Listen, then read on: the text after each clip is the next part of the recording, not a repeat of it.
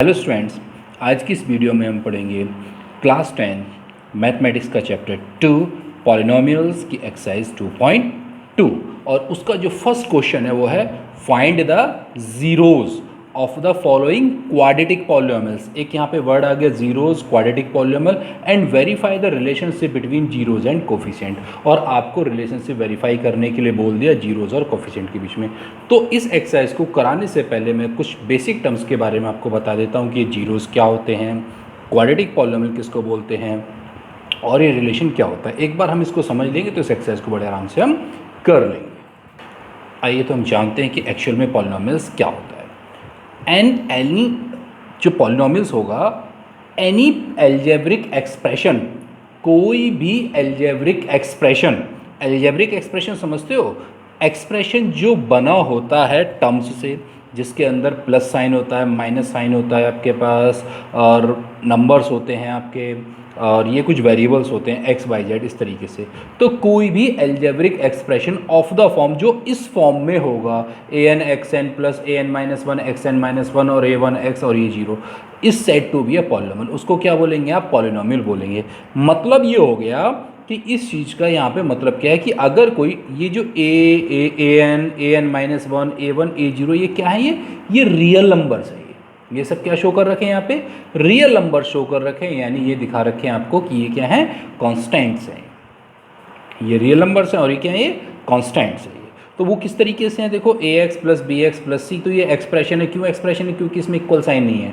तो ये एक रियल नंबर्स हो गए, ए वन, ये सब रियल नंबर्स हैं, और ये आपके पास क्या है? एक वेरिएबल है जो कि फिक्स रहेगा और इसकी पावर लगातार कम होती रहेगी। इस बात पर ध्यान रखना कि सबसे पहली टर्म की पावर सबसे बड़ी होगी, उसके बाद छोटी होगी, उसके बाद और कम होगी और उसके बाद सबसे कम हो जाएगी। इसी फॉर्म में पॉलिनोमियल्स को लिखा जाता है, बड़ी पावर, छोटी पावर और उससे छोटी पावर।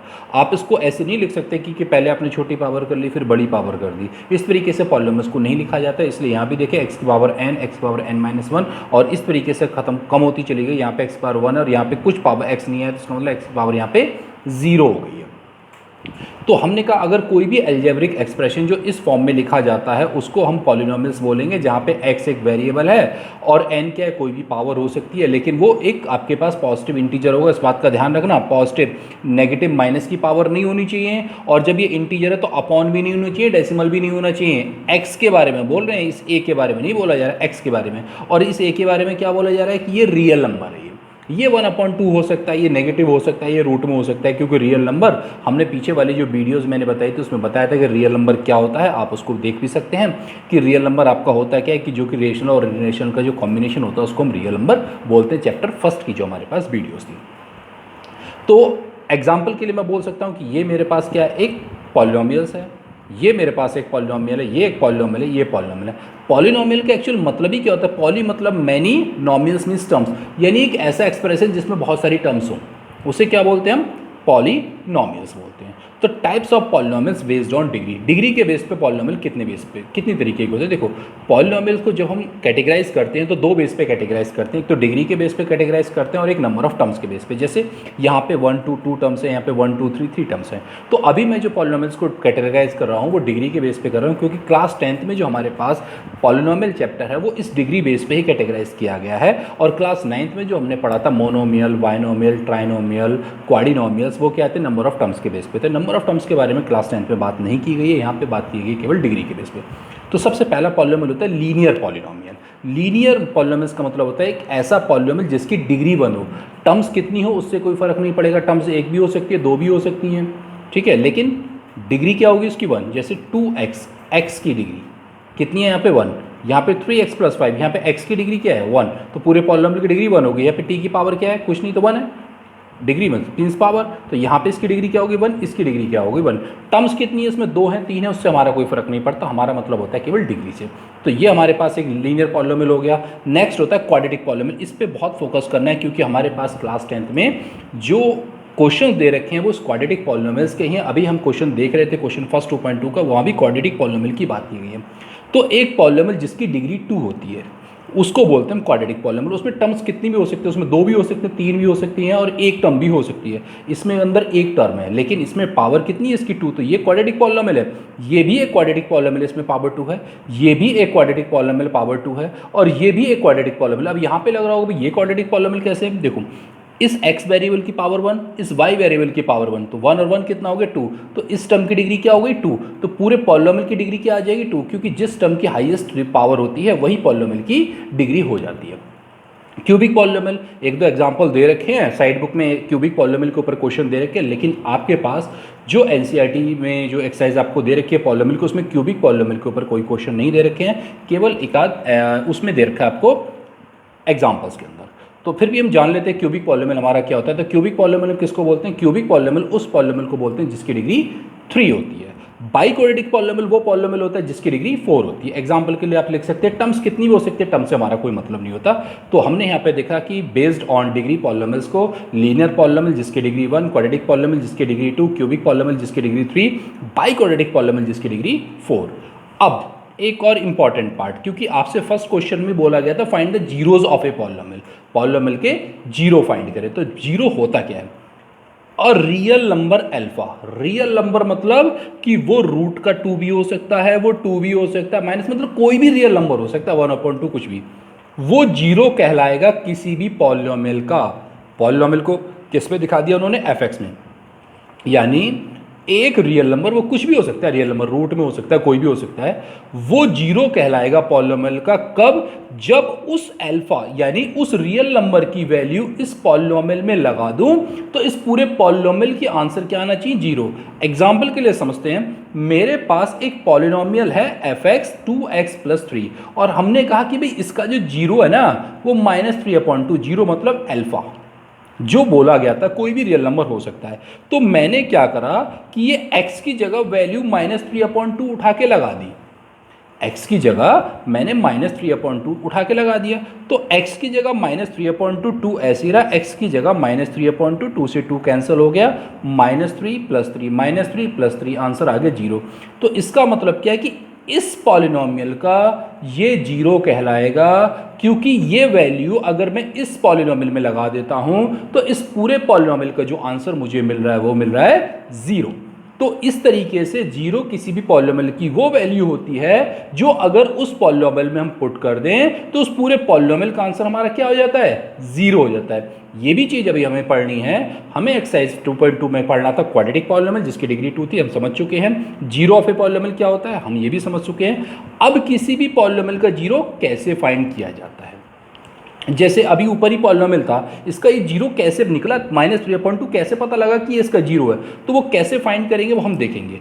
कि अगर किसी भी पॉलिनोमियल का आपको जीरो फाइंड करना है तो सबसे पहले उसको इक्वल में लगा लीजिए जीरो के, क्योंकि हम जानते हैं जीरो एक ऐसी वैल्यू होती है किसी पॉलिनोमियल के लिए कि जिससे अगर वो वैल्यू उस पॉलिनोमियल में लगा दें तो उसका आंसर क्या कर देती है, वो 0। तो मैं ऊपर से ही पॉलिनोमियल एग्जाम्पल ले लेता हूँ, 2x+3, ये मेरे पास एक पॉलिनोमियल है fx, तो मुझे इसके जीरो फाइंड करने हैं। तो फॉर 0 तो मुझे क्या करना पड़ेगा, fx इज इक्वल टू लगाना पड़ेगा 0। fx क्या था मेरा 2x+3, आप यहाँ ध्यान से देखें 2x+3 इक्वल टू 0, तो 2x is equal to -3 and x is equal to -3/2। अब आप देखें ये मेरे पास एक जीरो आ गया, यानी x की वैल्यू -3/2 आ गई, तो -3/2 जो है वो मेरा जीरो है इस पॉलिनोमियल के लिए। और हमने देखा था कि fx इज इक्वल टू यही पॉलिनोमियल था, तो ये इसका जीरो था, जैसे हमने इसके अंदर ये वैल्यू लगाई थी ये क्या आ गया 0। तो किसी भी पॉलिनोमियल का अगर आपको जीरो फाइंड करना है तो उसके इक्वल में आपको जीरो लगा के चलना होगा। आगे नेक्स्ट, ए पॉलिनोमियल, बड़ी इंपॉर्टेंट बात, बहुत इंपॉर्टेंट बात, a polynomial may not have real zeros. ऐसा कोई कहीं जरूरी नहीं है कि पॉलिनोमियल के पास रियल जीरो ही हो, मतलब वो जीरो रेशनल हो या इरेशनल हो ऐसा जरूरी नहीं है, वो एक कॉम्प्लेक्स भी आ सकता है। एग्जांपल के लिए मैंने यहाँ पे ले रखा है कि अगर मैं इसका जीरो फाइंड करना चाहूँ तो मैं क्या करूँगा, fx को किसके इक्वल में लगाऊंगा, 0 के, और मेरे पास fx है x² + 4 इज इक्वल टू 0, और x² is equal to -4, plus का इधर आके माइनस हो गया, और x इज इक्वल टू √-4। अब हमें ये नंबर फाइंड करना नहीं आता कि नेगेटिव नंबर्स का हम रूट नहीं फाइंड कर सकते, क्योंकि रियल नंबर की कैटेगरी में ये आता ही नहीं है।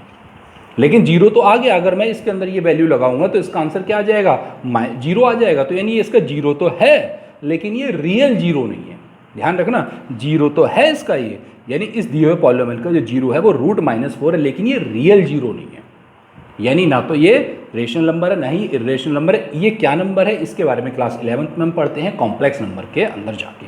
तो जरूरी नहीं है कि सभी पॉलिनोमियल्स के रियल जीरोस आए, ऐसा क्वेश्चन एग्जाम में आपसे पूछा जाता है। जीरो और फैक्टर, यानी किसी भी पॉलिनोमियल के जीरो और फैक्टर में क्या रिलेशन होता है, ये भी एक इंपॉर्टेंट चीज़ है। तो एक रियल नंबर अल्फा है जो कि किसी भी पॉलिनोमियल का जीरो कहलाता है, यानी अल्फा किसी पॉलिनोमियल का जीरो है, तो x माइनस अल्फा उसी पॉलिनोमियल का फैक्टर कहलाएगा।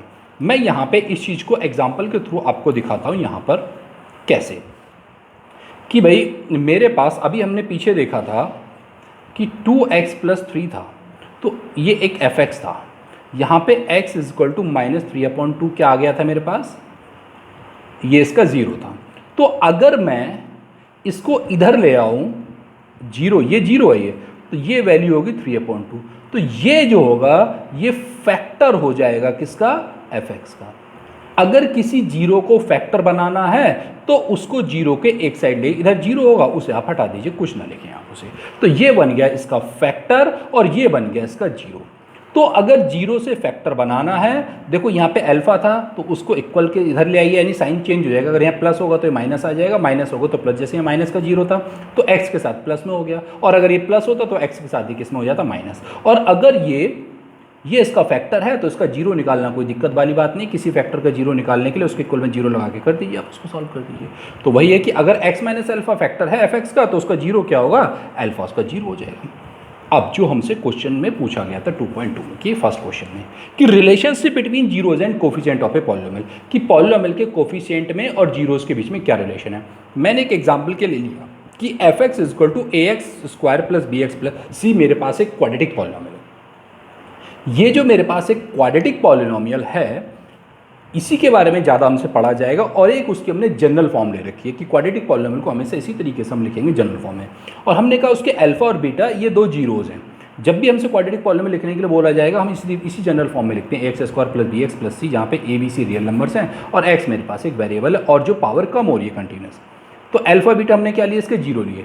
अब इसमें रिलेशन क्या होता है कि इन जीरोज़ का जो सम होता है ना, अल्फा + बीटा, वो हमेशा, यानी जो भी जीरोज़ होंगे उनका जो सम होगा वो हमेशा इक्वल आएगा coefficient of x upon minus आएगा sign, minus coefficient of x upon coefficient of x²। यानी यहाँ पे जो भी कोफिशिएंट, जो भी यहाँ पे वेरिएबल चलेगा, हो सकता है t वेरिएबल हो सकता है m वेरिएबल हो, अगर m वेरिएबल होगा तो coefficient of m upon coefficient of m², क्योंकि क्वाड्रेटिक होगा तो यहाँ पे जो भी वेरिएबल होगा उसका स्क्वायर होना कंपलसरी है, अगर स्क्वायर नहीं होगा तो फिर वो क्वाड्रेटिक पॉलिनोमियल ही नहीं होगा।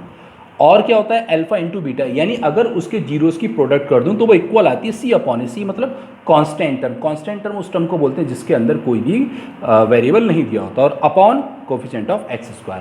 तो ये था हमारे पास relationship, sum of zeros = -b upon A, और product of zeros = c upon A. तो ये चीज़ हमें अभी अपने क्वेश्चन में करनी है। अब हम आते हैं अपनी एक्सरसाइज 2.2 के क्वेश्चन फर्स्ट पे। हमसे बोला है कि आपको जीरोज फाइंड करने हैं, क्वाड्रेटिक पॉलिनोमियल के रिलेशन को वेरीफाई करना है। तो क्वेश्चन फर्स्ट है हमारे पास x² - 2x - 8।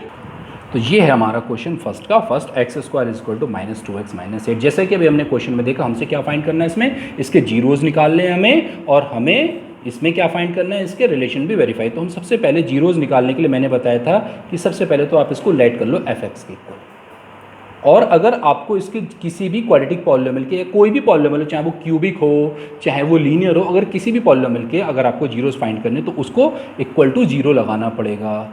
तो मुझे जीरोज के लिए =0 आप लिख दीजिए यहाँ पे फॉर जीरोज, क्योंकि क्वाड्रेटिक पॉलिनोमियल जिस पॉलिनोमियल की जितनी डिग्री होती है उसके उतने जीरो होते हैं।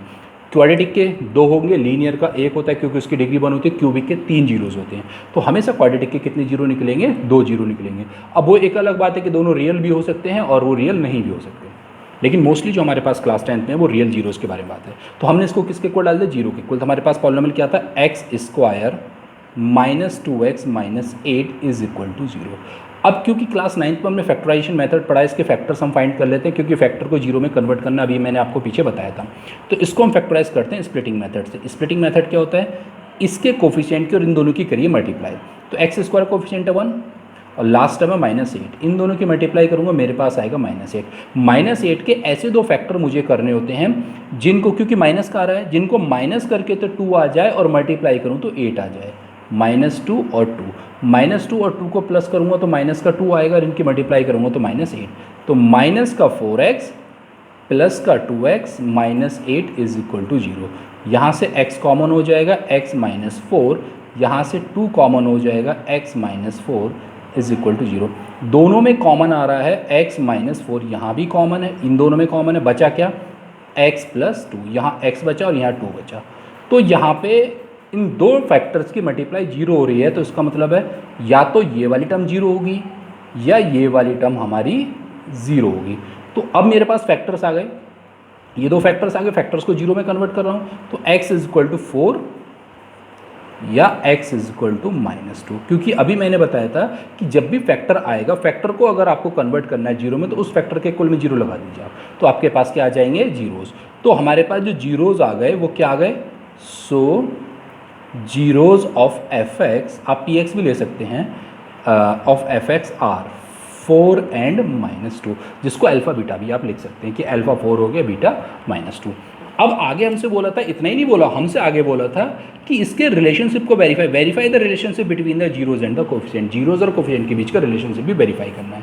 तो यहाँ से हम स्टार्ट करते हैं वेरीफिकेशन, कि भाई वेरीफिकेशन हमारा है क्या। जैसा कि हम जानते हैं कि sum of zeros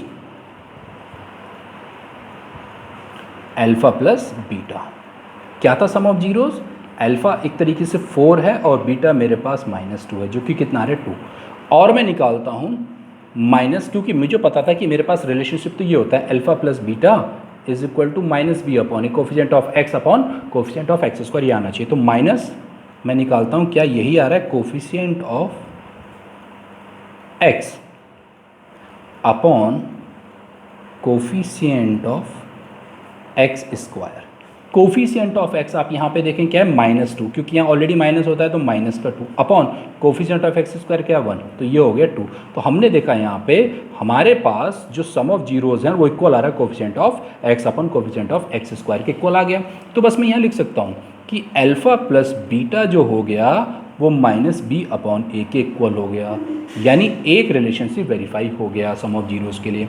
second relationship हमारा product of zeros, product of zeros क्या होता है, अल्फ़ा इंटू बीटा। अल्फ़ा कितना है मेरे पास, पहला जीरो है मेरे पास 4, दूसरा जीरो है -2, ये हो गया -8। क्योंकि मैं जानता हूँ कि ये क्या होता है, किसके इक्वल होता है, अल्फ़ा इंटू बीटा जो होता है वो इक्वल होता है c अपॉन a के, constant term upon coefficient of x square. तो कॉन्स्टेंट टर्म प्लस होता है ये, constant term upon coefficient of x square. तो कांस्टेंट टर्म मेरे पास इसमें कितनी है, यहाँ पे आप देखें -8, तो यहाँ पे मैं लिख दूंगा -8 और कोफिशिएंट ऑफ x स्क्वायर आपको पता है 1 था, तो ये हो गया -8। तो आपने देखा कि प्रोडक्ट ऑफ जीरोज़ और constant term upon coefficient of x square same आ रहा है, तो मैं लिख सकता हूँ alpha into beta is equal to c upon a। ये मेरे पास क्वेश्चन फर्स्ट हो गया। इसी तरीके से हम आगे क्वेश्चंस कर सकते हैं। तो क्वेश्चन सेकंड है, आप देखें अब क्वेश्चन सेकंड है 4, इसी को लेट कर लेते हैं, लेट PS इसलिए लेट किया है क्योंकि जो हमारे पास क्वेश्चन है ना, ये जो पॉलिनोमियल है वो x में नहीं दे रखा, वो किस में दे रखा है, s में। तो s में दे रखा है तो हम इसको s में ही लेट करेंगे। तो polynomial of s is equal to 4s square minus 4s plus 1। तो इसको कैसे सॉल्व करेंगे, फॉर जीरोज़ के लिए हम क्या करेंगे, इस PS को इक्वल में लगाएंगे 0 के, और 4s माइनस 4s प्लस 1 इसको भी हम सॉल्व करेंगे इससे, स्प्लिटिंग मेथड से, मिडल वाली टर्म को स्प्लिट। तो 4 बन जाए 4 कैसे, दो फैक्टर करने जिनकी मल्टीप्लाई करके 4 आ जाए और प्लस करके भी 4 ही आ जाए। तो 4s square minus 2s minus 2s plus 1। क्यों, अगर 2s को ऐड करोगे तो 4 आ जाएगा, 2 की मल्टीप्लाई करेंगे तब भी 4। तो यहाँ से 2s कॉमन हो गया, यहाँ बचा यहाँ से 2s कॉमन आ जाएगा, यहाँ बचेगा 2s माइनस 1 और यहाँ से माइनस का 1 कॉमन ले लेंगे तो ये बचेगा 2s minus 1 is equal to 0। दोनों में से 2s माइनस 1 यहाँ से इन दोनों से कॉमन आ रहा, बचा क्या है यहाँ पे 2s माइनस 1, ये दो फैक्टर आ गए। अब मुझे इनसे निकालने हैं 0, तो मैंने अभी बताया था कि फैक्टर से अगर 0 निकालना है तो फैक्टर के इक्वल में क्या लगा देना है आपको 0। तो 2s इज इक्वल टू 1, यहाँ भी 2s इज इक्वल टू 1 हो जाएगा और s इज इक्वल टू मेरे पास आ जाएगा 1/2 और यहाँ भी s इज इक्वल टू 1/2। तो इसके जो जीरोज़ थे वो क्या हो गए, सो जीरोज़ आर अल्फ़ा भी 1/2 हो गया और बीटा भी 1/2 हो गया। मेरे पास दोनों जीरोज़ मेरे फाइंड हो गए। अब है वेरिफिकेशन करते हैं हम इसका। वेरिफिकेशन,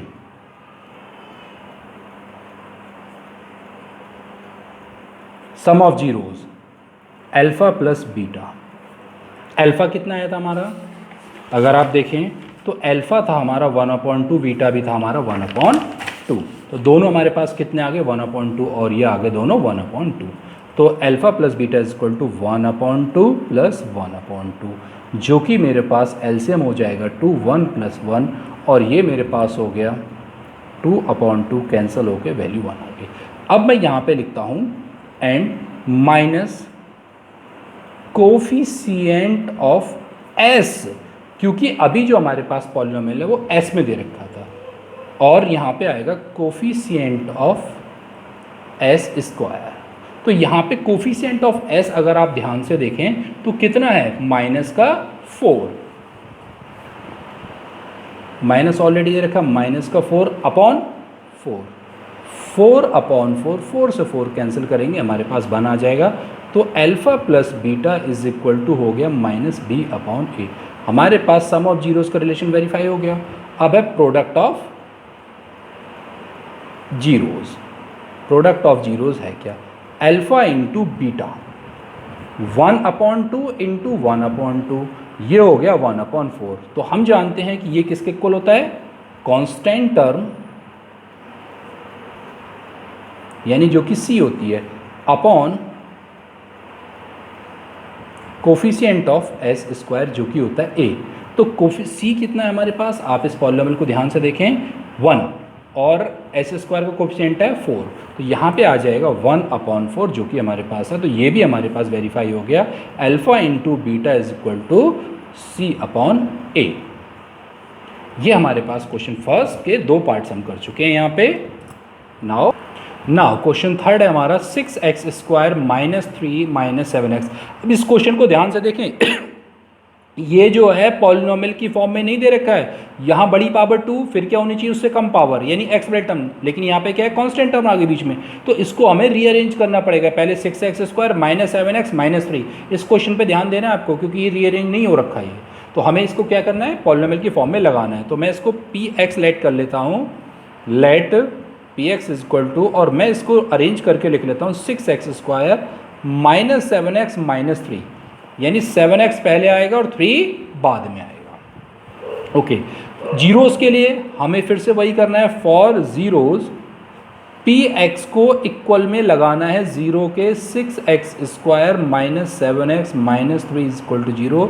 यहाँ पे हमें स्प्लिटिंग मेथड लगा देना है। 18 कैसे दो फैक्टर करने हैं जिनको माइनस किया है, क्योंकि माइनस का 18 आएगा, 6 की -3 से करो -18, तो -18 कैसे दो फैक्टर जिनको माइनस करें तो 7 आ जाए और उसको मल्टीप्लाई करें तो 18, तो माइनस का 9x प्लस का 2x - 3 इज इक्वल टू 0। यहाँ से अगर हम देखेंगे तो 3x कॉमन आएगा, 2x - 3 कुछ कॉमन नहीं आ रहा तो 1 कॉमन लेंगे, 2x - 3 इज इक्वल टू 0, और इन दोनों में कॉमन है 2x - 3 2x - 3, तो 2x - 3 आप यहाँ से कॉमन ले लीजिए और बचता है 3x + 1 is equal to 0। Zeros find करने हैं तो इन दोनों को लगा दीजिए 0 के इक्वल में, और 3x + 1 इज इक्वल टू 0, तो 2x is equal to 3 and x is equal to 3/2, और ये हो जाएगा 3x is equal to -1 and x is equal to -1/3। तो सो जो हमारे जीरोज़ थे वो हमारे फाइंड हो चुके हैं। So zeros are alpha is equal to 3/2 and beta is equal to -1/3। अब हमारे पास बचता है यहाँ पे वेरिफिकेशन। तो हम यहाँ करते हैं वेरिफिकेशन, सम ऑफ जीरोज़ यानी अल्फ़ा प्लस बीटा जो होता है हमारे पास कितना, दोनों जीरोज़ को सम कर लीजिए 3/2 प्लस -1/3। तो मैं इनको ऐड करने के लिए एलसीएम लेना पड़ेगा, तो एलसीएम हो जाएगा 6, तो यहाँ पे आ जाएगा 9 और यहाँ पे आ जाएगा 2। 2 से 3 टाइम 3 की मल्टीप्लाई, तो यहाँ पे बचा 7/6। अब मैं करता हूँ यहाँ पे and minus coefficient of x upon coefficient of x square, ये होगा v और ये होगा हमारे पास a।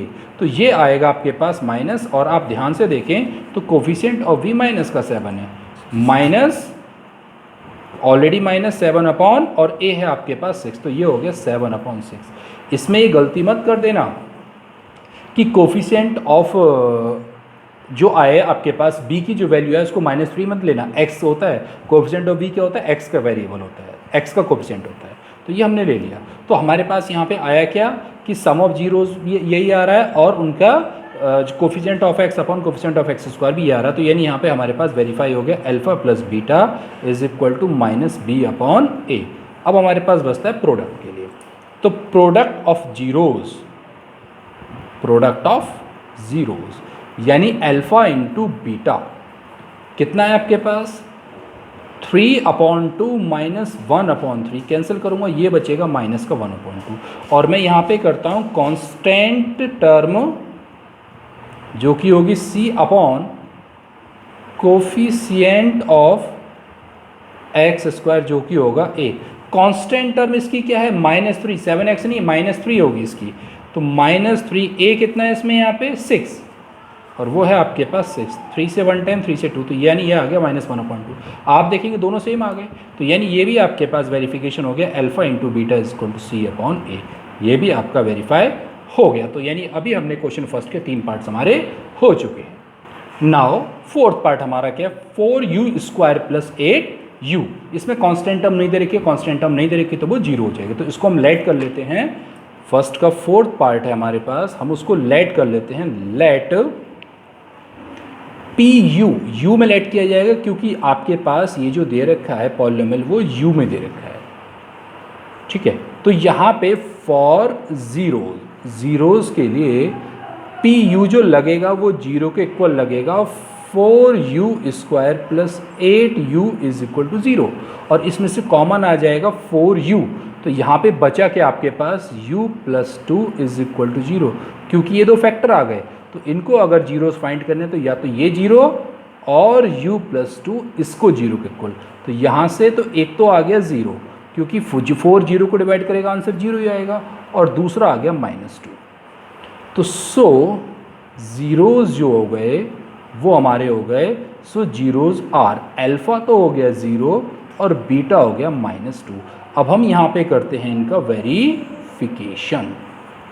तो वेरिफिकेशन में क्या होता है, अल्फ़ा प्लस बीटा हम निकालते हैं, अल्फ़ा कितना है 0 प्लस -2 और ये आता है -2, और हम इसको फाइंड कर लेते हैं coefficient of -b upon a तो फाइंड करना होता है, यानी कोफिशिएंट ऑफ u यहाँ पे आएगा, coefficient of u upon coefficient of u², x होता है तो x स्क्वायर चलता है, तो b कितना है आपके पास यहाँ पे -8, सॉरी v तो 8 है, यहाँ पे माइनस है तो इसलिए माइनस, और a कितना है 4, इससे कैंसिल कर दीजिए -2 आ गया। आप देखेंगे यहाँ पे आपके पास जो सम ऑफ जीरोज़ है वो इक्वल आ रहा है -b अपॉन a के, यानी एक रिलेशन तो वेरीफाई हो गया। अब हम रिलेशन करेंगे प्रोडक्ट के लिए। प्रोडक्ट के लिए हमारे पास रिलेशन है अल्फ़ा इंटू बीटा, अल्फ़ा है 0, बीटा है -2, 0 की किसी से मल्टीप्लाई करते हैं आंसर आता है 0, और फिर हम करते हैं c अपॉन a, c होता है कांस्टेंट टर्म, a होता है कोफिशिएंट ऑफ u², तो यहाँ पे कांस्टेंट टर्म तो दे ही नहीं रखी, कांस्टेंट टर्म क्या 0, तो ये हो गया 0/4, आंसर आ गया 0, तो यहाँ पे अल्फ़ा इंटू बीटा हो गया हमारे पास c अपॉन a, ये भी हमारे पास हैंस वेरीफाइड हो गया। तो यानी अभी हम कर चुके हैं एक्सरसाइज 2.2 के क्वेश्चन फर्स्ट के 4 पार्ट। नाउ क्वेश्चन फिफ्थ क्या है, क्वेश्चन फिफ्थ है t² -15। यहाँ पे अब आप ध्यान से देखें कि b वाली टर्म नहीं है, ये a का कोफिशिएंट तो 1 हो गया, c का कोफिशिएंट -5, यानी इसमें a वाली टर्म b वाली टर्म नहीं है, यानी कोफिशिएंट ऑफ जिसको हम x बोलते थे वो यहाँ पे नहीं दे रखा है। तो इसमें मैं लेट करता हूँ, let P T is equal to T square minus 15 for zeros. हमें क्या करना पड़ेगा, P T is equal to 0 लगाना पड़ेगा, जहाँ पे P T T square minus 15 is equal to, ये बहुत इंपॉर्टेंट क्वेश्चन है, पूछा जाता है एग्जाम में बहुत बार ही। तो टी इसको दो तरीके से कर सकते हैं, T square is equal to 15 और T is equal to root plus minus 15, यानी दो वैल्यूज़ यहाँ पे। तो सो ज़ीरोज़ जो हो गए, जीरोज़ आर हमारे पास अल्फ़ा तो हो गया रूट 15 और बीटा हो गया माइनस का रूट 15, दो जीरोज़ हमारे पास आ गए। अब हमें क्या करना है, यहाँ पे वेरिफिकेशन करना है रिलेशन का। तो वेरिफिकेशन क्या होगा, alpha plus beta root 15 plus minus root 15, इन दोनों को प्लस करूँगा, आंसर आएगा 0। अब मैं यहाँ पे करता हूँ इनके minus B upon A, minus coefficient of x upon coefficient of X square, लेकिन यहाँ पे x में नहीं है, t में है, तो कोफिशिएंट ऑफ t तो है ही नहीं इसमें, तो क्या लगेगा 0 अपॉन 1 0। तो यहाँ पे आप देखें ये रिलेशन वेरीफाई हो गया, alpha plus beta is equal to minus B upon A, ये वेरीफाई हो गया। अब हम करते हैं प्रोडक्ट के लिए, alpha into beta, alpha into beta कितना है आपका, रूट 15 इंटू माइनस रूट 15 की अगर मल्टीप्लाई करेंगे तो रूट से रूट हट जाएगा और आपके पास क्या बचेगा, यहाँ पे केवल माइनस का 15, अरे माइनस 15 का स्क्वायर हो जाएगा इस तरीके से, तो रूट 15 की मल्टीप्लाई रूट 15 से करेंगे तो 15 ही आ जाएगा यहाँ पे और माइनस का। अब हमें यहाँ पे करना क्या, यहाँ पे फाइंड करना हमें c अपॉन ए, कॉन्स्टेंट टर्म। c कितना है यहाँ पे, c है माइनस का 15 और t कितना है यहाँ पे 1, तो ये आ गया माइनस 15। तो यहाँ पे आप देखेंगे तो alpha into beta is equal to C upon A आपके पास आ चुका है, यानी इसमें भी दोनों रिलेशन हमारे वेरीफाई हो चुके हैं। अल्फा इंटू बीटा माइनस 15 हो गया, constant term C upon A is equal to minus 15 upon 1 minus 15, और इन दोनों की प्रोडक्ट करें तो हमारे पास सी अपॉन ए आ गया। तो इस तरीके से हमारे पास ये रिलेशन भी वेरीफाई हो गया। लास्ट क्वेश्चन एक्सरसाइज 2.2 के फर्स्ट का लास्ट पार्ट, सिक्स पार्ट क्या, 3x square minus X minus 4। तो हम यहाँ पे इसको करते हैं लास्ट क्वेश्चन, यानी सिक्स क्वेश्चन क्या है हमारा, हम इसको लेट कर लेते हैं, px is equal to 3x square minus X minus 4। क्योंकि जीरोस फाइंड करने हैं तो मैं इसको लेट करके चलूँगा, px इज इक्वल टू 0 के और 3x square minus X minus 4 is equal to 0 है।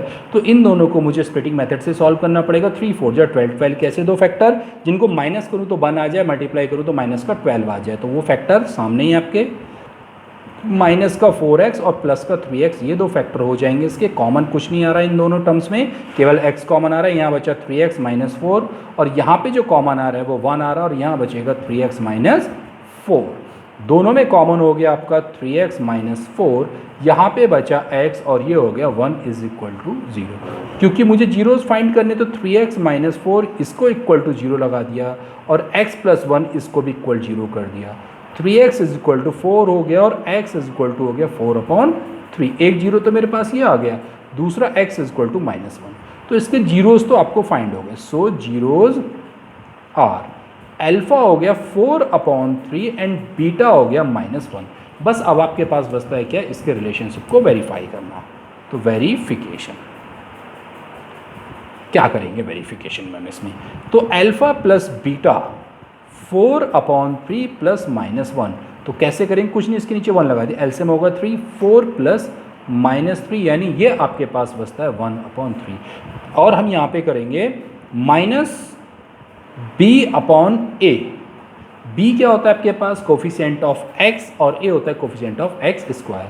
तो यहाँ पे कोफिशिएंट ऑफ x कितना है, माइनस का 1 और ऑलरेडी यहाँ पे माइनस दे रखा है, तो माइनस माइनस 1 और a कितना है आपके पास, x स्क्वायर वाली टर्म कितना है 3, तो यहाँ पे आ जाएगा 3, तो ये हो गया 1 अपॉन 3। तो यहाँ पे दोनों टर्म सेम आ गए, तो यानी यहाँ पे अल्फा प्लस बीटा इक्वल हो गया माइनस b अपॉन a के। अब एक और बचता है प्रोडक्ट के लिए, alpha into beta is equal to 4 upon 3 into minus 1 और ये होगा माइनस 4 अपॉन 3। और मैं यहाँ पे फाइंड करता हूँ अभी किसको, c अपॉन ए। c कितना हमारे पास माइनस 4, देखें ध्यान से, c कितना हमारे पास कांस्टेंट टर्म माइनस 4 है और x स्क्वायर का कोफिशिएंट 3, तो माइनस 4 अपॉन 3। यहाँ पे देखें दोनों टर्म्स आपके पास क्या हो गई, सेम आ गई, तो यानी यहाँ पे अल्फा इंटू बीटा हो गया C अपॉन A, और ये भी आपके पास वेरीफाइड हो गया, हैंस वेरीफाइड।